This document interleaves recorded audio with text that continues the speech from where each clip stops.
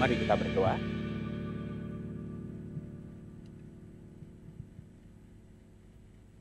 Bapa di surga, kami sadar ya Tuhan, hati kami adalah sumber daripada perilaku kami. Kami tidak mungkin ya Tuhan memiliki perilaku yang benar, yang berkenan di hadapan Tuhan. Ketika hati kami tidak dikuasai oleh firman, tetapi hati kami justru dikuasai oleh dosa. Kami tidak mungkin bisa menjadi pribadi yang berbuah, yang makin serupa dengan Kristus. Itulah sebabnya kami sungguh membutuhkan anugerah dan belas kasihan dari Tuhan terus-menerus untuk Engkau membersihkan dan memurnikan hati kami dari segala hal-hal yang tidak berkenan di hadapan Tuhan. Makin lama kami mengikut Tuhan dan mengiring Tuhan, kami makin sadar ya Tuhan, bahwa sesungguhnya kami tidak serohani yang diri kami kira. Diri kami juga sebenarnya tidak serohani yang orang lain kira. Di hadapan Engkau ya Allah yang Maha Tahu, kami ini telanjang secara rohani. Itulah sebabnya melalui kebenaran firman Tuhan yang akan kami sama-sama renungkan pada pagi hari ini, kami membuka hati, kami membuka diri kami seluas-luasnya kepada pekerjaan Roh Kudus untuk menyelidiki hati kami, untuk mentransformasi dan mengubahkan hidup kami. Supaya kami ya Tuhan bukan menjadi orang Kristen yang sudah merasa bangga ketika kami datang beribadah setiap minggu ke gereja. Menjadi orang Kristen yang merasa bangga ketika kami sudah memberikan persembahan-persembahan ke gereja, apalagi mungkin persembahan-persembahan yang lebih banyak dari orang lain pada umumnya. Kami tidak ingin kami juga hanya sebatas bangga oleh karena kami sudah terlibat di dalam kegiatan-kegiatan gereja ini, atau kami mungkin dipercaya untuk memegang jabatan-jabatan yang sangat penting, yang strategis di dalam gereja ini. Bukan itu nilai diri kami, bukan itu kebanggaan kami. Biarlah kami hanya membanggakan kasih karunia Tuhan, diri Tuhan, belas kasihan Tuhan yang menerima kami dengan kasih yang sempurna. Ya Tuhan, jadikan hati kami boleh menjadi tanah yang baik ketika ditaburi oleh benih kebenaran firman-Mu. Dan mampukan kami dengan pertolongan Allah Roh Kudus untuk kami mengerti, memahami, melakukan, menghidupi kebenaran firman Tuhan itu di dalam hidup kami sehari-hari. Karena kami sadar ya Tuhan, bukan kebenaran firman yang kami ketahui yang mengubah hidup kami. Tetapi kebenaran firman yang kami hidupi, yang kami praktekkan di dalam hidup sehari-hari, itulah yang mengubah hidup kami. Biarlah kami menghampiri sabda Tuhan pada pagi hari ini dengan hati yang demikian. Di dalam nama Tuhan Yesus Kristus, kami bersyukur dan berdoa. Amin. Salam, selamat pagi Bapak Ibu jemaat yang dikasihi oleh Tuhan. Nah Bapak Ibu jemaat yang dikasihi oleh Tuhan, hari ini saudara adalah hari yang terakhir di dalam rangkaian seri khotbah kita saudara, yaitu selama 6 minggu berturut-turut ini kita merenungkan, membahas bab demi bab dari salah satu buku yang baik saudara yang ditulis oleh Tom Rainer, yaitu I'm a Church Member. Ya, melalui tema-tema ini saudara, kita berharap supaya kita betul-betul bisa menjalankan peran dan fungsi sebagai anggota jemaat dengan baik, sekalipun itu adalah sebuah proses yang tidak mudah, dan kita juga percaya hanya ketika jemaat itu dapat menjalankan fungsi dan perannya sebagai anggota jemaat dengan baik, maka gereja ini boleh menjadi gereja yang terus bertumbuh, gereja yang boleh diberkati oleh Tuhan, gereja yang juga dapat menjalankan fungsi sebagai garam dan terang di tengah-tengah dunia ini. Nah selanjutnya saudara, nanti mulai dari tanggal 13 Oktober sampai dengan akhir November 2024, kita akan masuk ke dalam rangkaian seri khotbah berkaitan dengan pembahasan dari surat Filipi. Dan setelah itu awal Desember, saudara-saudara, sampai dengan akhir tahun, kita akan memasuki masa Advent dan juga persiapan menyambut Natal. Nah, saudara-saudara, saya ingin mengajak kita untuk sama-sama membuka satu bagian firman Tuhan pada hari ini yang terambil dari Injil Markus pasal yang ke-9, Injil Markus pasal yang ke-9, ayat yang ke-33 sampai dengan yang ke-37. Saya akan bacakan bagian ini, saudara-saudara, di dalam terjemahan baru edisi yang kedua, Lembaga Alkitab Indonesia. Ada beberapa kata yang memang berbeda dengan terjemahan lama, tahun 1974 yang mungkin saudara pegang, dan ini menjadi perhatian buat kita semua. Injil Markus pasal yang ke-9, ayat 33 sampai dengan yang ke-37, demikianlah firman Tuhan. Yesus dan murid-muridnya tiba di Kapernaum.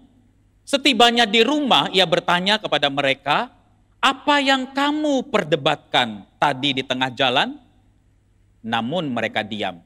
Sebab di tengah jalan tadi mereka memperdebatkan siapa yang terbesar di antara mereka. Lalu Yesus duduk dan memanggil ke-12 murid itu, katanya kepada mereka, "Jika seseorang ingin menjadi yang pertama, hendaklah ia menjadi yang terakhir dari semuanya dan pelayan dari semuanya." Lalu Yesus mengambil seorang anak kecil dan menempatkannya di tengah-tengah mereka. Kemudian ia memeluk anak itu dan berkata kepada mereka, "Siapa saja yang menyambut seorang anak seperti ini dalam namaku, ia menyambut aku. Siapa yang menyambut aku, bukan aku yang disambutnya, tetapi dia yang mengutus aku." Nah, Bapak Ibu jemaat yang dikasihi oleh Tuhan, seorang tokoh Kristen, saudara, yang tulisannya dan pemikirannya itu sangat mempengaruhi begitu banyak orang, yang bernama Eugene Peterson. Di dalam salah satu bukunya, saudara, dia menulis kalimat yang penting seperti ini. Banyak orang yang memiliki kemarahan atau kecewa, saudara, terhadap gereja, oleh karena sebenarnya orang-orang ini memiliki ekspektasi atau harapan yang salah, harapan yang keliru terhadap gereja. Nah, saudara-saudara, saya percaya setiap kita ketika kita memutuskan untuk bergabung di dalam sebuah gereja lokal, ada harapan-harapan, ada keinginan-keinginan, ada ekspektasi-ekspektasi yang kita miliki. Tentu semuanya itu tidak salah, saudara. Mungkin saudara ketika kita bergabung dengan sebuah gereja, kita berharap gereja itu bisa memperhatikan kita dengan baik, bisa melayani kebutuhan kita dengan baik, dan kita berharap gereja, saudara, itu bisa peka dan sigap cepat di dalam melayani kebutuhan-kebutuhan kita sebagai anggota jemaat. Tetapi saudara, mungkin ada masa-masa di mana kita jengkel, kita marah, kita kecewa, saudara, karena gereja ternyata tidak bertindak atau tidak melakukan sesuatu seperti yang kita harapkan. Nah, saudara-saudara, ketika kita bergabung di dalam sebuah gereja, saudara, kita berharap di dalam gereja itu ada komunitas yang hangat, ada kasih yang luar biasa, ada saling menghormati, ada kerendahan hati satu dengan yang lain. Tetapi saudara, makin lama kita masuk ke dalam kehidupan gereja, kita mungkin kecewa, kita mungkin kesal, kita mungkin kaget, saudara. Kok di dalam gereja banyak terjadi ajang perebutan kekuasaan? Di dalam gereja, saudara, mungkin kita berpikir orang-orang yang sudah diselamatkan, yang ditebus oleh Kristus, yang mengaku dirinya anak Tuhan dan murid Kristus, seharusnya mereka, saudara, bertumbuh di dalam kerendahan hati, bertumbuh di dalam kasih, saudara. Tetapi mungkin kita kecewa, kita jengkel, ternyata di dalam gereja terjadi sikut sana, sikut sini, saling menjelekkan, saling menuding, saudara. Kita bingung, saudara. Ternyata gereja defisit di dalam kasih dan defisit di dalam kerendahan hati. Kita sangat konsentrasi, saudara, kalau kita defisit keuangan. Tidak salah, itu perlu. Tapi kadang-kadang kita tidak merasa gelisah secara rohani kalau di dalam kehidupan bergereja, di dalam kehidupan jemaat, saudara, kita itu mengalami defisit kasih dan defisit kerendahan hati yang justru itu adalah merupakan concern Tuhan terhadap diri kita. Saudara-saudara, ketika kita bergabung di dalam sebuah gereja, saudara, mungkin kita merindukan, mengharapkan bahwa orang-orang di dalam gereja itu adalah orang-orang yang rela berjuang demi kebenaran dan keadilan. Tetapi mungkin ada masa-masa di mana kita kecewa, ternyata kita menemukan ada banyak orang yang sebenarnya tidak tahu apa yang dia perjuangkan. Tidak tahu apa itu kebenaran. Dan kita menemukan ada orang-orang yang hanya hidup di dalam gereja, mungkin hanya untuk mengamankan dirinya. Dan kita kecewa. Saudara-saudara yang terkasih di dalam Tuhan, tidak ada yang salah sebenarnya, saudara, dengan ekspektasi, dengan harapan-harapan yang saya sebutkan tadi. Bukankah itu semua ekspektasi yang baik? Bukankah semuanya itu sebuah harapan dan keinginan yang baik? Tetapi saudara, keinginan, ekspektasi yang baik itu menjadi salah ketika kita mengharapkan semuanya itu harus terjadi secara sempurna di tengah-tengah dunia yang tidak sempurna. Ekspektasi kita yang baik itu menjadi sesuatu yang salah ketika kita mengharapkan semuanya itu terjadi sempurna dan ideal di tengah-tengah gereja yang tidak ideal. Oleh karena apa? Karena engkau dan saya, sekalipun kita ini adalah mengaku diri anak Tuhan, murid Kristus, ratusan kali kita mendengarkan khotbah dan firman Tuhan. Engkau dan saya ada sifat-sifat kedagingan yang tidak akan pernah selesai seumur hidup kita, saudara. Dan kita akan berjuang itu di dalam hidup kita. Bapak Ibu jemaat yang dikasihi oleh Tuhan, ada orang Kristen yang bijaksana, saudara, yang pernah berkata demikian. Kita itu bergabung dengan sebuah gereja. Bukan oleh karena gereja itu bisa memenuhi secara sempurna segala ekspektasi, segala harapan, dan segala keinginan saya. Tetapi saya bergabung dengan sebuah gereja oleh karena Tuhan memang memberikan gereja itu kepada saya, kepada kita, kepada engkau dan saya untuk kita bertumbuh bersama. Saya bergabung terhadap sebuah gereja, terhadap sebuah komunitas.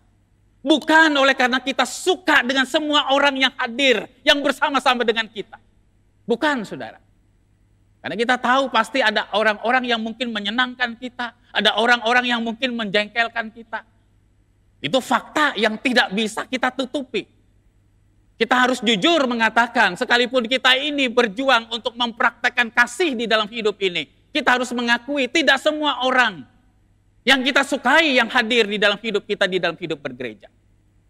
Kita bergabung dengan sebuah gereja, bergabung dengan komunitas bukan oleh karena kita suka dengan semua orang yang ada di dalamnya. Tetapi oleh karena Tuhan mengizinkan orang-orang itu, mengizinkan komunitas itu hadir di dalam hidupmu dan hidupku. Dengan tujuan apa? Untuk membentuk kita makin serupa dengan Kristus. Melalui berbagai macam tipe orang, latar belakang kepribadian, latar belakang pendidikan, latar belakang sudut pandang, latar belakang persepsi yang berbeda inilah kita itu saling mengasah. Kita itu belajar saling melayani. Mudah saudara mengasihi orang yang seide dengan kita. Mudah mengasihi orang yang status sosialnya sama dengan kita. Mudah mengasihi orang yang mungkin sama ganteng, sama cantiknya dengan kita. Mudah, saudara. Tetapi begitu tidak mudah, saudara, ketika kita mengasihi orang yang berbeda jauh dengan kita. Dari segi pendidikan, dari segi cara berpikir, dari segi status sosial, dari segi kekayaan. Tetapi bukankah itu yang Tuhan ajarkan? Untuk kita mempraktekkan kasih itu di dalam hidup bergereja. Bapak Ibu jemaat yang dikasihi oleh Tuhan, di dalam hidup bergereja, saudara, hal yang kita butuhkan sebagai jemaat adalah salah satunya. Bagaimana kita itu mengelola perbedaan-perbedaan di dalam ekspektasi, di dalam keinginan-keinginan kita terhadap gereja, saudara. Saya percaya ada orang-orang tertentu misalnya di antara kita ya, yang mungkin kalau ibadah lebih suka lagu hymns misalnya, yang mayoritas dinyanyikan. Saya percaya mungkin ada juga di antara kita, saudara, yang lebih suka di dalam ibadah itu mayoritas yang dinyanyikan itu adalah lagu-lagu kontemporer. Lebih enak, Pak, kalau lagu hymns itu panjang. Ya, hampir jarang kan orang hafal lagu hymns. Bait 1, bait 2, bait 3. Ada nggak yang hafal, saudara? Jarang, ada mungkin. Tapi kalau lagu kontemporer itu kan lagu-lagunya pendek, gampang dihafal, Pak. Ada orang-orang, saudara, di dalam gereja itu suka dengan khotbah yang betul-betul menggali teks. Memahami teks dengan baik sebelum teks itu diaplikasikan di dalam kehidupan. Tapi juga ada, saudara, orang-orang tertentu di dalam gereja itu yang tidak suka seperti itu. Ya, sukanya itu adalah lebih banyak ceritanya, lebih banyak kesaksiannya. Nggak peduli ya hamba Tuhannya itu menggali teks atau tidak. Tidak peduli pemahamannya benar atau tidak, saudara. Tetapi yang penting adalah kesaksiannya. Nggak ada sih pendeta di Kalam Kudus, hamba Tuhan di Kalam Kudus seperti itu, saudara. Tetapi saudara, kita perlu berpikir di tengah-tengah berbagai macam perbedaan-perbedaan yang ada, kita itu perlu memiliki konsep yang benar. Sebagai anggota jemaat, di tengah-tengah begitu banyak perbedaan-perbedaan, misalnya di dalam style ibadah, gaya ibadah, kesukaan terhadap musik tertentu, terhadap lagu tertentu, maka saudara, apa yang mempersatukan kita sebenarnya? Yang mempersatukan kita adalah bagaimana sebenarnya pemahaman kita misalnya tentang ibadah. Apa sih sebenarnya ibadah itu? Apakah ibadah itu ditentukan oleh jenis lagunya, hymn atau kontemporer? Apakah ibadah itu berkenan di hadapan Tuhan dan menyenangkan Tuhan? Itu ditentukan oleh dia itu banyak lagu hymns atau bukan yang dinyanyikan. Dan sebagai anggota jemaat, saudara, kita itu perlu memiliki satu pemahaman yang baik. Apa bedanya khotbah firman Tuhan dengan ceramah motivasi? Bukankah ceramah motivasi itu juga sesuatu yang baik, saudara? Banyak hal-hal yang positif yang mungkin kita temukan. Apa bedanya khotbah dengan kesaksian, saudara? Ini menjadi sesuatu yang penting supaya kita ini, saudara, menjalani hidup bergereja itu bukan dengan persepsi kita masing-masing, bukan dengan selera kita masing-masing, tetapi kalau kita percaya Alkitab adalah firman Allah yang tanpa salah, maka kita harus kembali kepada Alkitab. Alkitablah yang mengoreksi, Alkitablah yang mengarahkan, Alkitablah yang menguji preferensi saya tentang ibadah, preferensi saya tentang khotbah, preferensi saya dan keinginan saya tentang hidup bergereja. Semua orang itu, saudara, akan punya pandangannya masing-masing. Tetapi kalau kita kembali kepada apa yang dikatakan firman Tuhan, maka saudara, kita akan bisa bercermin untuk mengecek kita berada di dalam ekspektasi yang salahkah, selera yang salahkah, atau keinginan yang salahkah terhadap gereja.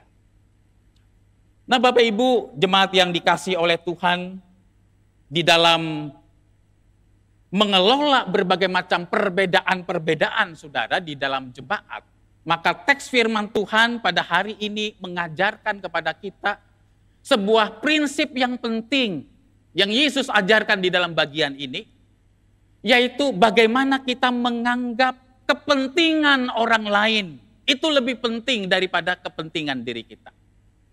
Bagaimana kita melihat kesatuan tubuh Kristus, keutuhan gereja Tuhan, itu jauh lebih penting daripada selera pribadi saya dan preferensi saya.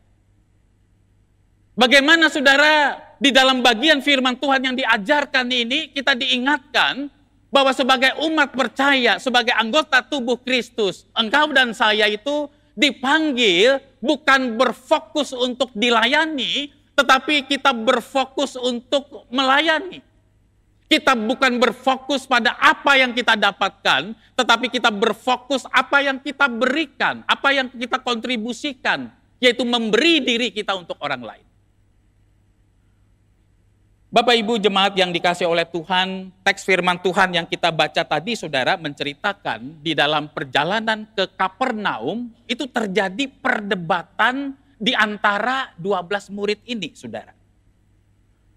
12 murid ini, saudara, memperdebatkan siapa di antara kita ini yang paling terhormat. Siapa di antara kita yang 12 orang ini yang paling besar. Mereka ini sudah 3 tahun, saudara, bersama-sama dengan Yesus. Makan bersama-sama dengan Yesus. Hidup bersama-sama dengan Yesus. Pelayanan bersama-sama dengan Yesus. 12 murid ini menyaksikan dengan mata kepala mereka sendiri bagaimana khotbah-khotbah Yesus dan pengajaran-pengajaran Yesus yang begitu agung. Tetapi sebenarnya apa yang dialami oleh para murid pada saat itu, yaitu mereka memperdebatkan siapa yang besar di antara mereka, saudara. Peristiwa ini terjadi 2000 tahun yang silam. Tetapi apa yang dilakukan oleh para murid itu sebenarnya menggambarkan diri engkau dan saya. Kita ini, saudara, mungkin sudah lebih dari 3 tahun menjadi orang Kristen. Kita ini mungkin, saudara, lebih dari 3 tahun mendengarkan firman, mendengarkan khotbah-khotbah dari berbagai macam sumber. Bahkan mungkin kita sudah terlibat begitu banyak pelayanan-pelayanan gereja. Tetapi sekalipun, saudara, kita ini mengaku sebagai anak Tuhan dan murid Tuhan, kita ini juga sama seperti 12 murid ini yang lemah, yang rapuh, di mana kadang-kadang, saudara, kita ini bukan memikirkan apa maunya Tuhan, apa kehendak Tuhan, apa kepentingan orang banyak, tetapi kita ini hanya berpusat pada diri kita sendiri, kebesaran kita, kemuliaan kita, kesenangan kita, kenyamanan kita. Kita lebih peduli dengan perasaan kita daripada perasaan Tuhan. Bapak Ibu jemaat yang dikasihi oleh Tuhan, apa yang melatar belakangi, saudara, perdebatan dari 12 murid ini, saudara? Mungkin, saudara, 12 murid ini bisa saja berpikir seperti ini. Kalau nanti Tuhan Yesus meninggal, guru kami ini meninggal, siapa ya yang akan menggantikan kepemimpinan di dalam kelompok ini? Siapa ya yang akan meneruskan kepemimpinan yang ditinggalkan oleh Yesus ini? Apalagi pada saat itu, saudara, kita mengetahui bahwa sudah begitu banyak orang-orang yang mengikut Yesus. Yesus itu begitu populer. Bukan hanya 12 murid yang mengikut dia, tapi ada begitu banyak orang. Mungkin lebih tepat dikatakan fans, penggemar yang mengikuti Yesus. Yesus melakukan begitu banyak mujizat-mujizat. Sehingga murid-murid ini rindu mengalami, memiliki popularitas seperti yang dialami oleh Yesus. Mungkin, saudara, itu kemungkinan pertama yang ada di dalam pikiran dan benak mereka. Tetapi, saudara, kemungkinan yang kedua adalah bisa jadi, saudara, 12 murid ini berpikir bahwa Yesus ini adalah Mesias yang dijanjikan itu. Tetapi Mesias di dalam arti politik. Karena kita jangan pernah lupa, saudara, pada saat itu orang Israel itu berada di bawah penjajahan kekaisaran Romawi. Di tengah-tengah situasi yang tidak mudah ini, mereka mendambakan, merindukan ada sosok, ada pribadi yang akan melepaskan mereka dari kesulitan ini, penderitaan ini, penindasan ini, yang akan mengangkat mereka menjadi bangsa yang besar sebagai umat pilihan Allah. Dan mereka berpikir, suatu saat Yesus akan melakukan tugas itu. Yesus akan menjadi raja orang Yahudi. Dan kalau Yesus menjadi raja orang Yahudi secara lahiriah, secara politik, saudara, mereka akan berpikir, kami ini kan 12 ini adalah orang-orang inti, orang-orang lingkaran dalam. Ibarat kalau seseorang jadi presiden, pasti dia akan memberikan posisi-posisi yang penting atau mungkin jadi menteri kepada orang-orang penting yang ada di dalam lingkaran dalamnya. Maka itu pun juga yang ada di dalam pikiran para murid pada saat itu ketika Yesus menjadi raja nanti. Raja orang Yahudi yang memerintah. Pasti loh ada peran-peran khusus. Jabatan-jabatan spesial yang diberikan. Dan itu yang mungkin mereka perdebatkan. Tetapi, saudara, kemungkinan yang terakhir juga bisa jadi, saudara, mereka itu memperdebatkan siapa yang terbesar di antara mereka adalah berkaitan dengan kehidupan yang akan datang. Yaitu ketika Tuhan Yesus itu menjadi raja di dalam kerajaan sorga. Siapa ya di antara kita yang 12 ini? Yang diberikan privilege, yang diberikan hak istimewa untuk duduk di sebelah kiri dan di sebelah kanan Yesus.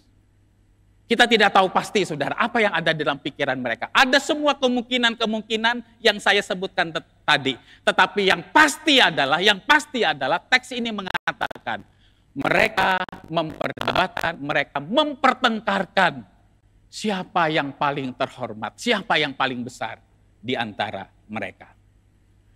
Dan yang menyedihkan, saudara, perdebatan ini terjadi pada saat di dalam ayat-ayat sebelumnya saudara baca, Tuhan Yesus itu menceritakan bahwa sebentar lagi dia itu akan menderita, dia akan dibunuh, dia akan dianiaya, dia akan disalibkan, tetapi dia akan bangkit hari yang ketiga. Inilah ironisnya, saudara. Inilah kontrasnya antara apa yang dipikirkan oleh 12 murid dengan apa yang dipikirkan oleh Yesus. Yesus mengatakan, aku datang ke dalam dunia ini bukan untuk mencari kebesaran dan kemuliaan, keagungan menurut ukuran dunia. Bukan. Tetapi tujuan akhir aku datang ke dalam dunia ini adalah misi penyelamatan yang berujung pada salib dan penderitaan. Tetapi justru saudara, 12 murid ini berpikir sebaliknya. Yaitu bagaimana mereka mendapatkan posisi, mendapatkan kekuasaan, mendapatkan hak istimewa lewat kedudukan yang mereka punya. Yesus berpikir tentang kehendak Allah Bapa. Tetapi 12 murid berpikir tentang maunya sendiri, keinginannya sendiri. Bapak Ibu jemaat yang dikasihi oleh Tuhan, sebenarnya saudara, yang ditentang oleh Tuhan Yesus di dalam bagian ini, saudara, bukanlah masalah posisi, bukanlah masalah kedudukan, bukanlah kita tidak boleh menjadi orang nomor satu. Bukan itu poinnya. Yesus tidak mengatakan kalau kita punya kedudukan, punya posisi, punya jabatan, jadi orang nomor satu, entah di perusahaan atau dimanapun juga, itu dosa. Bukan itu poinnya, saudara. Bukan itu yang ditentang oleh Yesus. Tetapi yang diingatkan oleh Yesus di dalam bagian ini adalah ketika kita mendapatkan semuanya itu, yang sebenarnya itu pun adalah pemberian Tuhan yang dipercayakan di dalam hidupmu dan hidupku. Apa motivasi kita? Apa tujuan kita? Jikalau kita, saudara, menjadikan posisi, kedudukan, dan jabatan itu sebagai tujuan akhir dari hidup kita, tujuan ultimat, tujuan tertinggi dari hidup kita, kita keliru, saudara. Tujuan akhir kita bukan untuk mendapatkan jabatan, tujuan akhir kita bukan untuk mendapatkan posisi, tujuan tertinggi hidup kita adalah memuliakan Tuhan, melayani Tuhan, dan mengasihi Tuhan.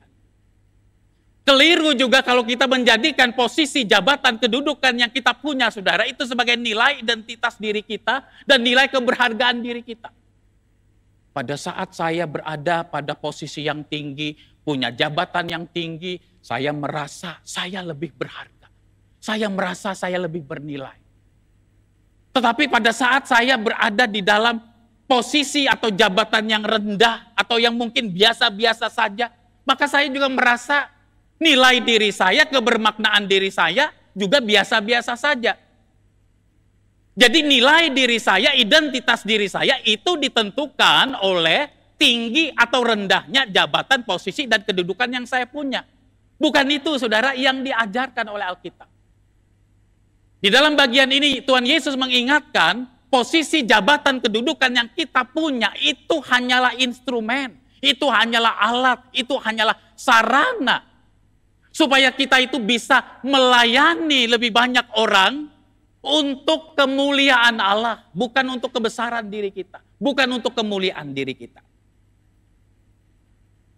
Bapak Ibu jemaat yang dikasihi oleh Tuhan, di tengah-tengah perdebatan dan kesibukan para murid, saudara, tentang siapa yang terbesar di antara mereka, maka Tuhan Yesus justru, saudara, mengajarkan sebuah prinsip rohani, yaitu nilai-nilai kerajaan Allah yang jauh sangat berbeda dengan nilai-nilai yang diajarkan oleh dunia ini. Di dalam ayat 35 Tuhan Yesus berkata, jika seorang ingin menjadi yang terdahulu atau menjadi yang pertama, hendaklah ia menjadi yang terakhir dari semuanya dan pelayan dari semuanya. Nah, Bapak Ibu jemaat yang dikasihi oleh Tuhan, saya ingin mengaplikasikan ayat yang ke-35 ini saudara berkaitan dengan tema yang kita bahas. Dan bagaimana seharusnya saudara kita itu menjadi anggota jemaat sebuah gereja lokal.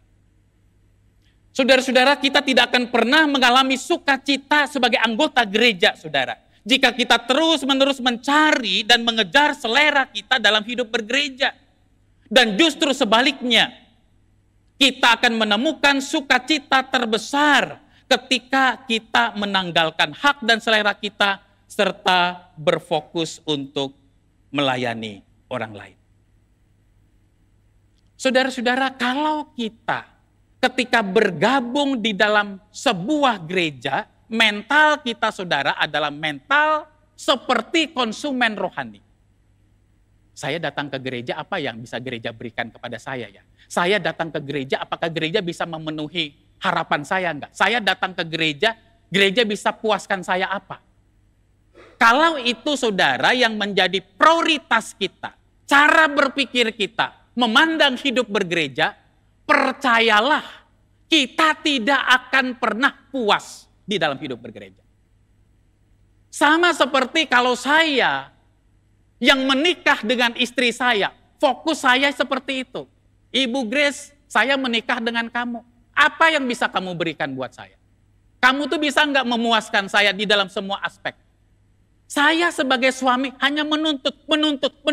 Apa yang bisa kamu berikan buat saya? Saya nggak pernah berpikir, saya sebagai suami itu apa tanggung jawabnya? Tapi saya hanya menuntut istri saya. Saya nggak akan pernah puas, saudara. Mau saya nikah 5 kali, 6 kali, ya, tapi kan orang Kristen nggak boleh poligami ya, saudara. Tetap nggak akan puas. Nggak ada, saudara, manusia sempurna. Secantik apapun istrimu, kalau kita, saudara, berfokus dan membangun relasi dengan pasangan kita seperti itu, enggak akan pernah puas.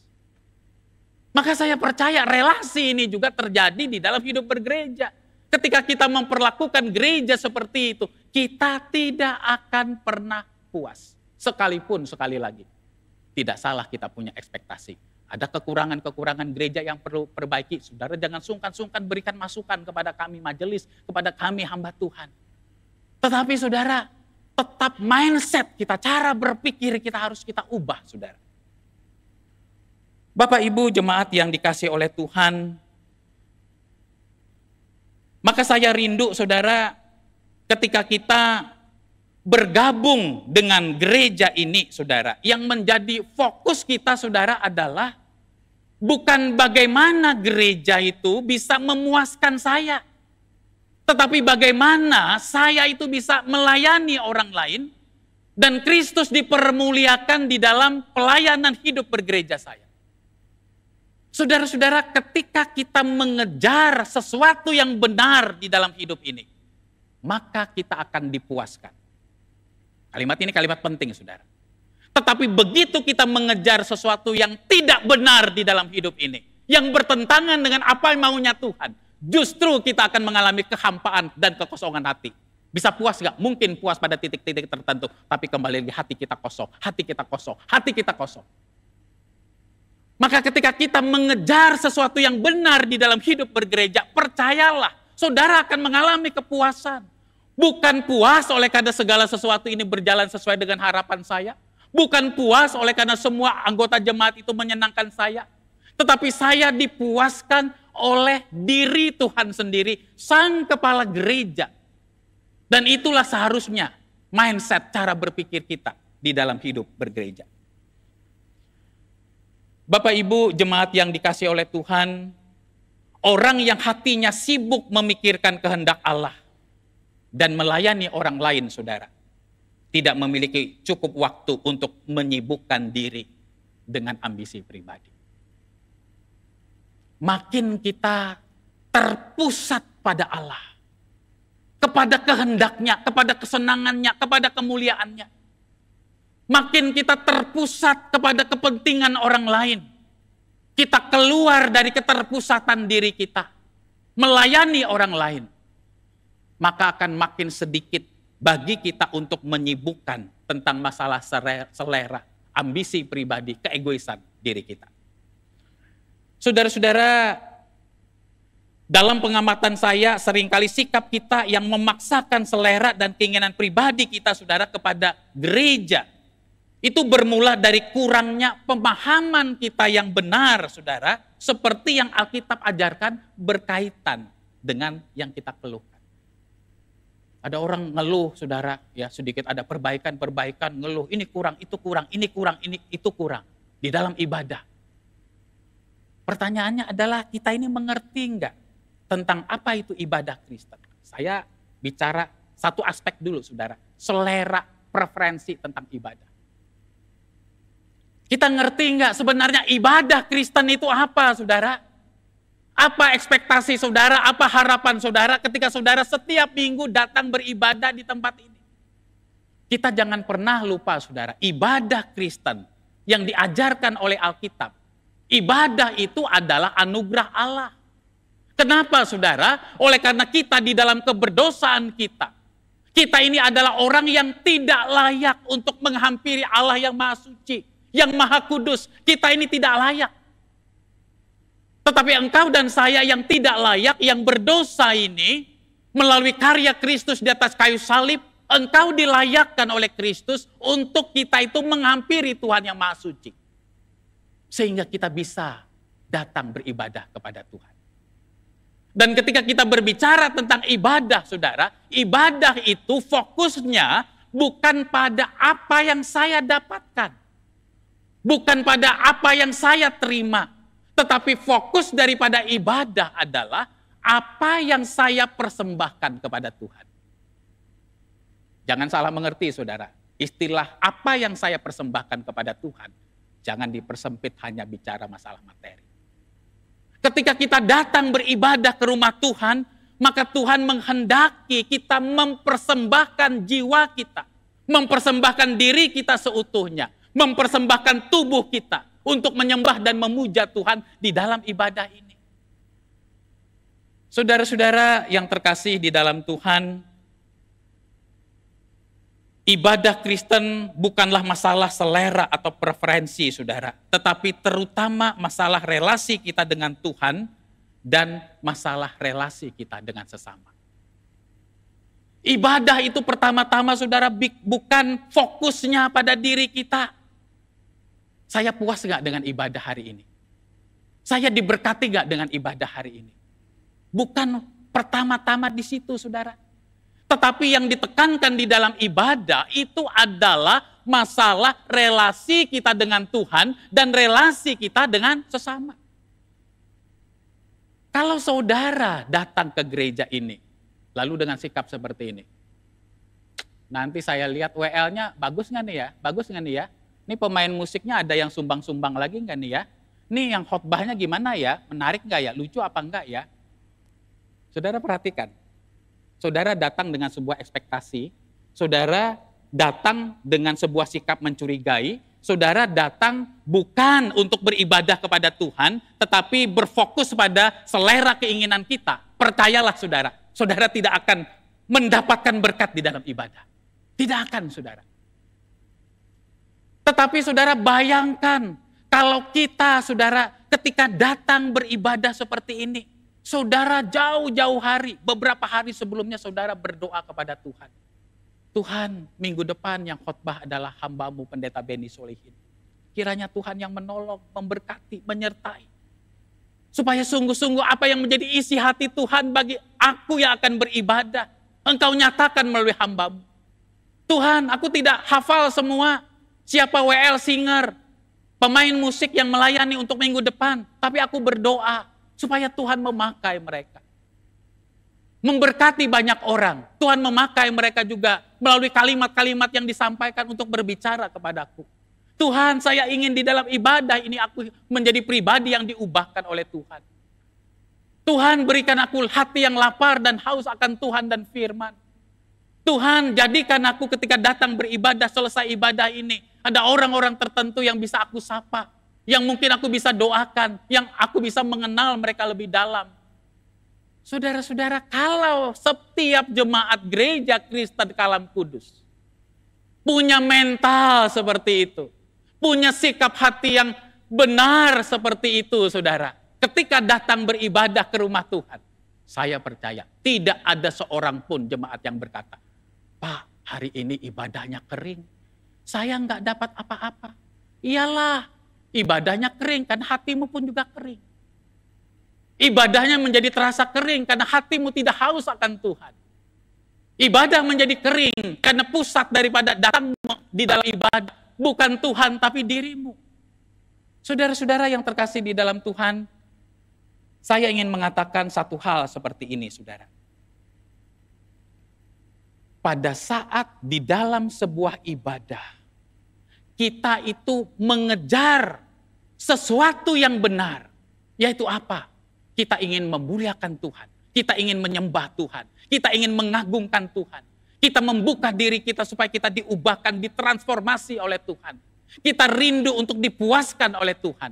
Kita dimampukan oleh Tuhan pulang daripada ibadah untuk bersikap benar terhadap masalah-masalah hidup ini. Percayalah saudara, kita akan mendapatkan kepuasan. Kepuasan kita bukan oleh karena musiknya. Kepuasan kita bukan oleh karena jenis lagunya.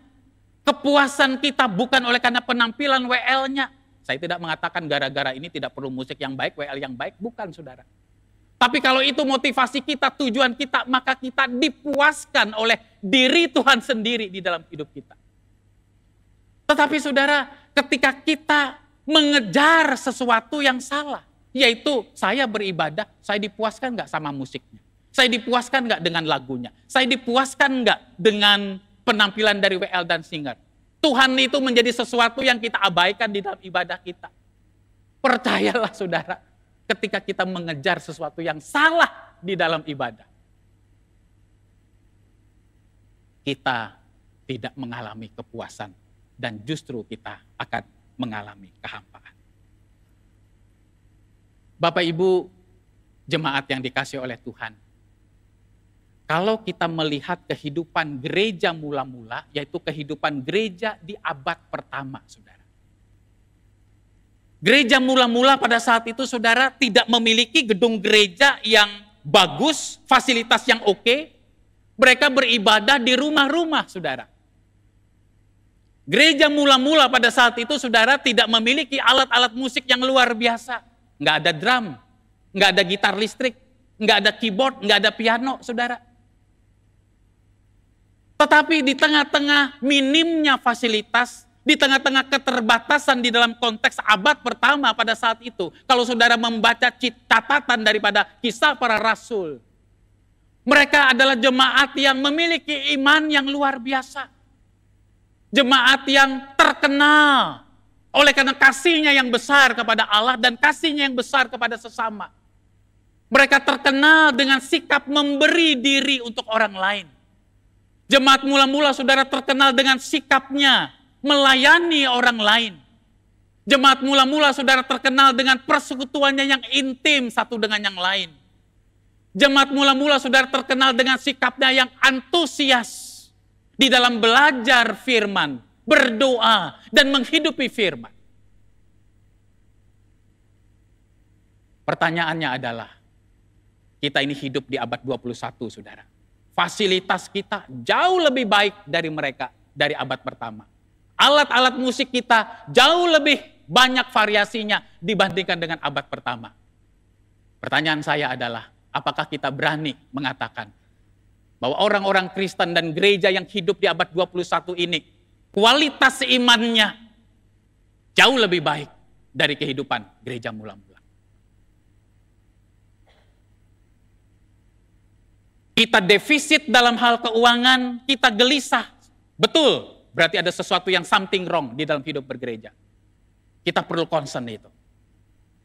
Tetapi apakah kita juga concern dan peduli kalau gereja defisit di dalam hal kasih, defisit di dalam hal kerendahan hati, Yesus mengajarkan, perlakukanlah orang lain sebagaimana diri sendiri ingin diperlakukan. Kita ingin dihargai, tetapi hargailah orang lain terlebih dahulu. Kita ingin dihormati, hormatilah orang lain terlebih dahulu. Kita ingin dikasihi, kasihilah orang lain terlebih dahulu. Kita ingin diampuni, ampunilah orang lain terlebih dahulu. Saudara-saudara yang terkasih di dalam Tuhan, tidak ada gereja yang sempurna, saudara. Hal yang paling penting dari sebuah gereja, saudara, bukan kemegahan bangunannya. Sekali lagi, tidak salah kita punya gedung yang bagus. Penting, itu sarana, itu instrumen. Hal yang penting dari sebuah gereja, saudara, bukanlah kehebatan pengkhotbahnya. Bukan juga gara-gara pernyataan ini kita mengundang khotbah sembarangan. Bukan itu juga poinnya, saudara. Tetapi hal yang paling utama di dalam hidup bergereja itu adalah dua hal, yaitu cinta kasih di dalam hidup komunitas, dan apakah setiap pribadi kita yang ada di tempat ini makin bertumbuh serupa dengan Kristus. Kita sudah menjalankan pemuritan di dalam gereja ini, tapi mungkin kita perlu rapikan, kita perlu tata kembali. November 2024 kita majelis akan berbicara serius dan panjang tentang hal ini. Di dalam Injil Yohanes pasal 13 ayat 35 Tuhan Yesus berkata, dunia ini akan tahu bahwa kamu adalah murid-muridku, yaitu jikalau kamu hidup saling mengasihi. Ketika orang mendengar gereja Kristen Kalam Kudus, apa yang ada di dalam pikiran mereka? Oh ya Pak, gereja Kalam Kudus terkenal dengan kebaktian Mandarinnya, misalnya saudara. Salah nggak itu? Salah, itu nilai positif kita. Oh, gereja Kalam Kudus banyak pengusaha-pengusahanya. Itu ciri khasnya loh Pak. Salah nggak saudara? Tidak. Tapi pernahkah kita mengejar sesuatu yang lebih esensial saudara? Yaitu apa? Apakah gereja Kristen Kalam Kudus Surakarta dikenal ketika orang mendengar, oh gereja Kristen Kalam Kudus Surakarta ya. Jemaatnya Pak, dewasa-dewasa. Jemaatnya Pak, bisa menyikapi dan menilai segala sesuatu dengan baik. Pemimpin-pemimpin gereja, majelis-majelisnya luar biasa Pak. Di tengah kesulitan, di tengah pergumulan, mereka tidak saling menyalahkan, tidak saling menuding, tidak saling menjelekkan, tapi mereka membangun bersama-sama bergandengan tangan untuk maju. Luar biasa Pak, kasih mereka terhadap Tuhan dan sesama. Oh saudara, alangkah indahnya jika semua gereja di atas muka bumi ini, apapun denominasinya, dunia ini mengenal oleh karena kasih kita yang besar kepada Tuhan dan kasih kita kepada sesama. Jangan sampai kita saudara surplus di dalam hal gedung, surplus di dalam hal keuangan, baik sekali dan saya berdoa untuk hal itu. Tapi kita defisit di dalam kasih, defisit di dalam kerendahan hati, defisit di dalam karakter serupa dengan Kristus. Kalau kita mengatakan saudara, bahwa saya ini adalah murid Kristus yang hidup di dalam kasih, saya itu akan sangat berhati-hati memperlakukan orang lain. Ketika saya mengucapkan kata-kata, bersikap, saya akan berpikir, saya tepat enggak ya menyampaikan hal ini kepada orang lain? Saya tepat enggak menyampaikan situasi ini kepada dia? Perkataan saya ini membangun atau menjadi berkat atau tidak ya? Perkataan saya ini kalau saya sampaikan dalam konteks seperti ini, itu menyatukan umat Tuhan kah? Atau memecah belah tubuh Kristus? Bukankah saudara itu yang seharusnya menjadi kegelisahan kita, yang menjadi concern kita? Jangan sampai saudara, apa yang diberi tinggi oleh Allah, justru diberi rendah oleh kita. Tuhan itu memberi nilai tinggi, karakter kita ini makin seperti apa. Buat apa kita datang beribadah setiap minggu, tapi kita tidak mengejar keserupaan dengan Kristus. Yang kita banggakan selalu gedung, yang kita banggakan selalu saldo, yang kita banggakan selalu baju, yang kita banggakan selalu penampilan. Tidak salah, tapi ingat, ada skala prioritas penilaian Tuhan. Kiranya Tuhan menolong kita. Kiranya Tuhan memampukan kita. Saya tidak menyindir siapa-siapa. Saya menyindir diri saya sendiri. Saya tidak mengoreksi siapa-siapa, saya mengoreksi diri saya sendiri. Doa saya adalah ketika kita bertemu dengan Dia. Tuhan Yesus Sang Kepala Gereja, pemilik gereja ini, Dia memuji kita. Karena kita ditemukan orang-orang yang setia, orang-orang yang mengasihi Tuhan. Mari saudara, kita bergandengan tangan membangun gereja ini. Gereja yang tidak sempurna, karena kita juga adalah kumpulan orang yang tidak sempurna. Kita tidak memaklumi terjadinya dosa di dalam gereja. Tetapi kita bisa mengerti dan memahami kenapa ada dosa di dalam gereja. Memaklumi dan mengerti, memahami, itu dua hal yang berbeda. Dan marilah kita terus berjalan sesuai dengan kehendak dan pimpinan Tuhan. Mari kita berdoa. Bapa di surga, mampukan kami untuk melakukan dan menghidupi kebenaran firman-Mu di dalam hidup kami sehari-hari. Kami sadar ya Tuhan, dengan kekuatan kami sendiri, kami tidak mungkin menjadi pribadi yang berkenan di hadapan. Melalui Kristus dan kuasa Roh Kudus, kami percaya Tuhan akan menolong dan memampukan kami untuk menghidupi, melakukan kebenaran firman itu dalam hidup kami sehari-hari. Di dalam nama Tuhan Yesus Kristus, kami bersyukur dan berdoa. Amin.